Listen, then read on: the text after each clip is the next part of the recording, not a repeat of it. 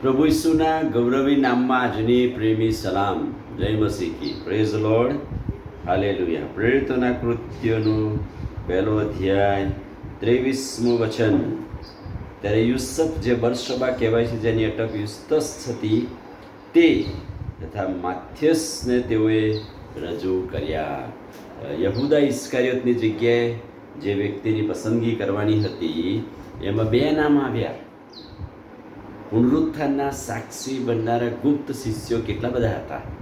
અને એટલે જ્યારે જૈતુનના પાર પરથી 11 જણા ઉતર્યા ને, ત્યારે ઉપલી બેડી પર 120 પુનરુત્થાનના સાક્ષીઓ ગયા. 120 જણા એ પ્રભુ પર પ્રેમ કરનારા લોકો હતા, અને તેઓ પ્રાર્થના માટે મળ્યા. અને યહૂદા ઇસ્કારિયોતની જગ્યા પૂરવાની થઈ, અને સંત પિત્તરે ઊભા થઈને આ પ્રસ્તાવ મૂક્યો.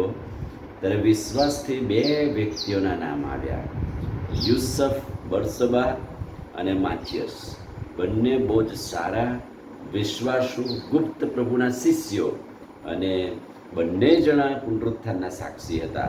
પણ પસંદગી એકની કરવાની હતી, અને એટલે જ્યારે બેને રજૂ કરવામાં આવ્યા, ત્યારે તેઓએ પ્રાર્થના કરી. આખરે હથિયાર તો એ છે કે આપણે ઈશ્વર તરફ દ્રષ્ટિ કરવાની, અને એમણે ઈશ્વર તરફ દ્રષ્ટિ કરીને પ્રભુની સહાય માગી કે હે અંતર્યામી પ્રભુ, અમારી આગળ બે નામ રજૂ થયા છે પુનરુત્થાનના સાક્ષી બનવા માટે. આ બેમાંથી તમે કોને પસંદ કર્યા છે એ અમને બતાવો. અને તેમણે કહે છે કે તેઓને વાસ્તે ચિઠ્ઠીઓ નાખી, અને એટલે માથિયાસના નામની ચિઠ્ઠી નીકળી. પછી 11 પ્રેરિતોની સાથે તે પણ પ્રેરિત ગણાયો. માથિયાસના નામની ચિઠ્ઠી નીકળીને પ્રેરિત પદમાં આવ્યો, પણ નવા કરારમાં માથિયાસ વિશે ક્યાંય કોઈ સુવાર્તા પ્રચારનું કામ કર્યું હોય, મરડીમાં કામ કર્યું હોય દેખાતું નથી.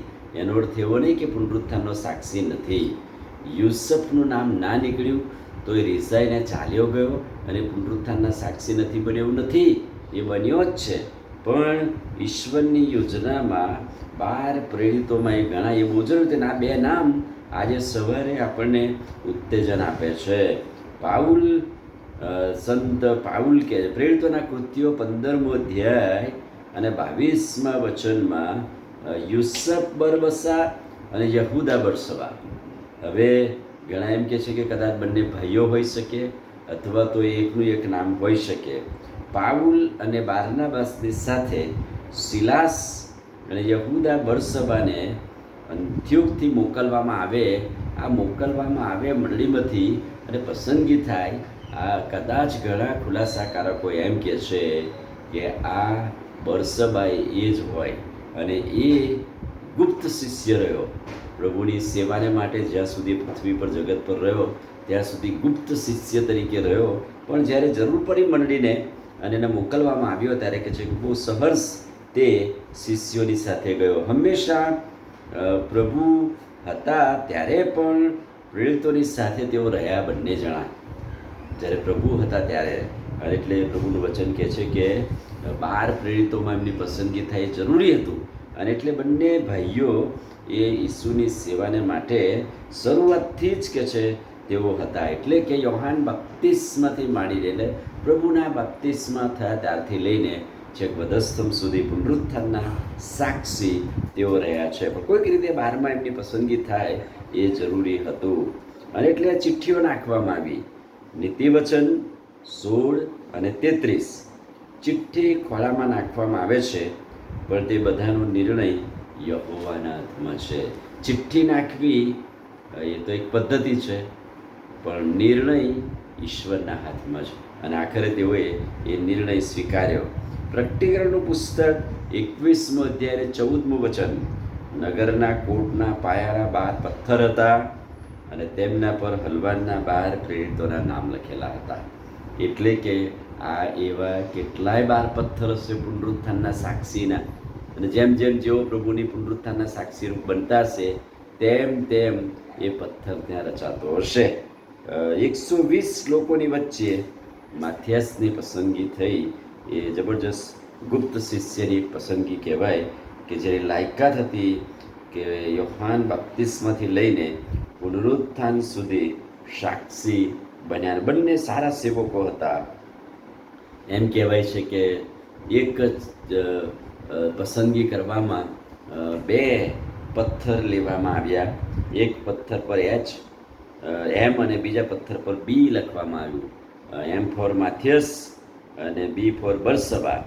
અને કે છે કે ફૂલદાનીમાં આ બંને પથ્થર મૂકવામાં આવ્યા અને તેને કે છે કે ઉલટાવી નાખીને એ પથ્થર નાખવામાં આવ્યા અને કે છે કે માથિયસના નામનો એટલે એમ નામનો પથ્થર ઉલટો પડ્યો એટલે સીધો પડ્યો અને કે છે કે એની પસંદગી. આ એક લોકવાક્ય છે અથવા તો ઇતિહાસ એમ કહે છે.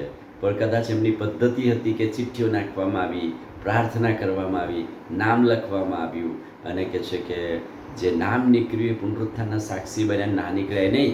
પણ હું માનું છું કે એવું થયું છે કે યુસફ બરસબા એ માથિયસને ભેટ્યો છે અને બંને કહ્યું છે કે આપણે બંને સાથી સેવકો છે, સાથે મળીને ઈશ્વરની સેવાને માટે મંડળીમાં કામ કરીશું અને પ્રભુનો મહિમા પ્રગટ કરીશું. પુનરુત્થાનના સાક્ષી 12 પ્રેરિતોમાં નહોતા, છતાંય તેમણે પ્રભુની સેવા કરી. કદાચ સંત પાઉલ 12 પ્રેરિતોમાં નહોતા, સંત પાઉલ 12 શિષ્યોમાં નહોતા, લુક 12 પ્રેરિતોમાં નહોતા, પણ ઈશ્વરની સેવા તેમણે હૃદયથી કરીને પુનરુત્થાનના સાક્ષી બન્યા.